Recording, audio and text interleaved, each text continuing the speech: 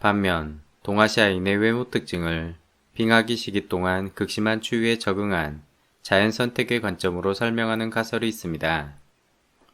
1960년대의 인류학자 스탠리 가르는 지리적 장벽에 의한 유전적 고립으로 인종이 분화되었다고 믿었으며 빙하기 추위에 고립된 시베리아 고대인들이 생존에 성공하고 남하하여 동아시아인의 기원이 되었다고 주장했습니다.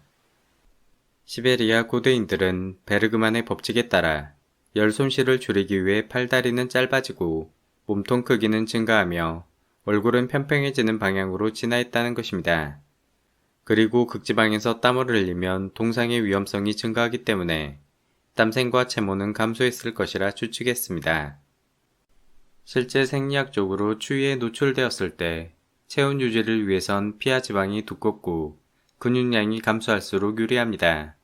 그래프는 추운 부기도로 올라갈수록 골반 직경, 즉 몸통 부피가 증가하는 것을 보여줍니다.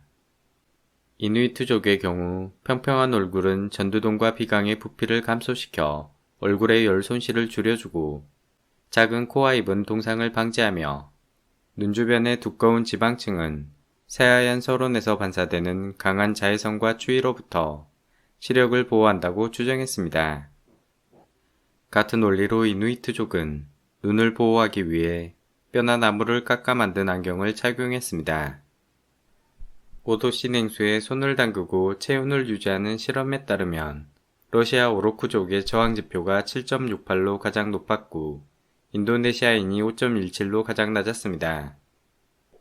반대로 무더위의 운동 후 몸의 변화를 측정한 실험에 따르면 말레이인은 심박수, 심부온도, 땀 분비량이 안정적이었던 반면에 중국인은 심박수, 심부온도, 땀 분비량이 크게 증가하여 무더위에 잘 적응하지 못하는 모습을 보여주었습니다. 이렇듯 동아시아인의 기온에 관한 추위 적응 가설은 여러모로 매우 타당해 보이지만 반론도 만만치 않습니다. 기후생리학자 스티그만의 연구에 따르면 동양인의 얼굴 형태는 유럽인과 비교하여 동상에 대한 보호 능력에서 별다른 이점을 보여주지 못했습니다. 스티그만은 이누이트족이 극한의 추위에 적응한 것은 외형적 특징이 아니라 따뜻한 터럭과 거주지, 식단과 사냥 능력의 문화 기술 역량에 전적으로 의존하는 것이라고 지적했습니다. 그리고 추위 적응 가설은 스칸디나비아 북유럽인에게 적용할 수 없는 뚜렷한 한계점을 갖습니다. 물론 북유럽인의 경우 아나톨리아의 초기 농부들이 비교적 최근인 1만 년 전부터 유럽으로 이주하기 시작하여 추위에 노출된 시간이 매우 짧았기 때문일 수도 있으며 혹은 간빙기 이후의 북유럽 추위가 빙하기 시베리아 추위에 비하면 매우 약했다는 의견이 있습니다. 그렇지만 강추위를 몸으로 직접 견뎌냈던 네안데르탈인은 차가운 공기로부터 기관지를 보호하기 위해 히터와 같은 큰 코와 거대한 부비동을 가졌기 때문에 동양인에 대한 추위 적응 가설이 모두 들어맞는 것은 아닙니다. 또한 같은 부기도의 시베리아 부족민들을 비교했을 때 서쪽은 유럽인에 가깝고 동쪽은 아시아인에 가까운 그라데이션 외모 분포를 보여줍니다. 이처럼 동아시아인의 기온을 추위 적응 가설로 단순화시켜 설명하는 것은 고대의 복잡한 이주 과정과 높은 생존 기술력의 다양한 문화 요소들을 고려하지 못한 것입니다. 또한 외형의 변화는 온도, 자외선, 식생과 같은 환경적 요소에만 좌우되는 게 아니라 오히려 중립적이고 무작위적인 유전자 돌연 변이의 우연성에 영향을 받는 경우가 더 많습니다. A와 B그룹이 똑같은 환경에 살고 있다고 해서 동일한 돌연 변이가 자연 선택되어 비슷한 모습으로 진화한다고 보장할 수 없으며 유전적 병목 현상을 겪는 경우 전혀 예측하지 못한 엉뚱한 모습으로 빠르게 변화할 수 있습니다. 고대 시베리아인이 베링지아를 건너가 아메리카 원주민의 직접적 조상이 된 것은 사실이지만 이들이 동아시아인의 기혼이라고 말하는 것은 선후 관계가 맞지 않으며 오히려 러시아 극동지역에 거주하는 에벤키 야쿠트 원주민들은 과거 동아시아인이 북쪽으로 이동한 것입니다. 즉 우리 동아시아인의 신체적 특징은 추위와 상관없이 수만 년 전 이미 중국 대륙에서 대부분 완성되어 몽고와 러시아 극동 지역까지 퍼져나간 것으로 해석해야 합니다. 최근의 유전학적 연구 결과들 또한 동아시아인의 기본 뿌리는 추위 적은 가설의 측과는 달리 따뜻한 동남아시아에서 시작되었음을 시사합니다.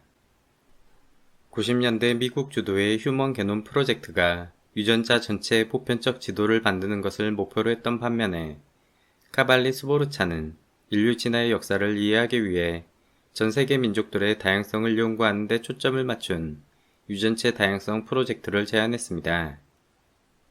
다국적 유전학자들의 연합연구기관인 휴고는 2005년 전 세계 51개 민족의 유전체 지도초안을 발표했습니다. 이후 휴고는 64개 아시아 국가의 2,000명 개인을 대상으로 방대한 양의 단일 연기 다양성 분석을 시행하였고 2009년 사이언스에 아시아인의 유전체 다양성 지도를 발표했습니다. 논문에 따르면 오세아니아가 아프리카 다음으로 전 세계에서 두 번째로 높은 하플로타입 다양성을 가지고 있었습니다. 이는 오세아니아 원주민이 아프리카를 벗어나 순다랜드에 최초로 도착했던 가장 오래된 초창기 인류의 직계 후손임을 뜻합니다. 다음은 안다만 제도와 말레이, 필리핀 섬들의 네그리토가 하플로타입 다양성이 높았으며 동남아시아에서 중국 남부, 북부 지방으로 올라갈수록 하플로타입 다양성이 감소하는 경향을 보여주었습니다. 또한 동아시아인 하플로타입의 50%는 동남아시아에서만 발견되고 5%는 중앙아시아에서만 발견되어 동아시아 인구의 지리적 원천이 동남아시아에서 시작되었음을 시사했습니다. 즉 초기 아시아 인류는 순다랜드의 동남아시아에서 베트남과 윈난성을 거쳐 중국 북부 방향으로 분산이 진행된 것입니다. 동아시아인의 기본 뿌리는 동남아시아에서 시작되었으며 중국 대륙으로 이동해 크게 번성하였고 한국과 일본, 몽골, 멀리 러시아 극동 지역까지 뻗어나간 것이 주요 흐름입니다. 다만 3만 년 전 이후부터 몽고와 만주, 시베리아 북반기 민족들이 역으로 남쪽으로 다시 내려와 혼합되는 과정이 반복되긴 했으나 결국 이들 또한 동아시아인에서 파생된 격가지일 뿐입니다. 2022년 발표된 아시아의 이주, 다각화, 혼합의 유전적 역사란 리뷰 논문에 따르면 아시아 인류는 시대에 따라 여러 단계의 분산 과정을 거쳤던 것으로 정리하고 있습니다.